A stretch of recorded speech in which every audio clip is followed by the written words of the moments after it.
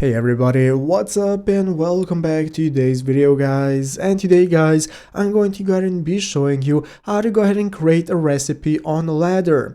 This is a very simple thing to do, so make sure to watch this quick and easy video till the very end, follow my steps correctly so you can make sure this works the same for you and you can do this yourself. But yeah guys, let's get straight into it. So the first thing we want to do is to go ahead and open up the official ladder application if you have not already. So if you do not already have it downloaded, what you want to do is go ahead and open up the App Store on your mobile phone, open up the App Store, search for ladder, find the application and install it. So after installing it, opening it up, this is going to be the home page you are greeted by. But from here, the first thing we need to do is go ahead and select the team we want to be a part of in the team section. So go to teams right here and go ahead and get started filtering out the teams, find which one suits you the best, and once you have found it, we can go back to the workout page to get started with our workout. So let's go and take a look at how to create a recipe that we can go ahead and log into our food journal alongside our workout. So basically we are going to go right here to the bottom right corner and click on the nutrition tab. This is going to enable us to open up the nutrition tab. This is going to enable us to set up our tracking. So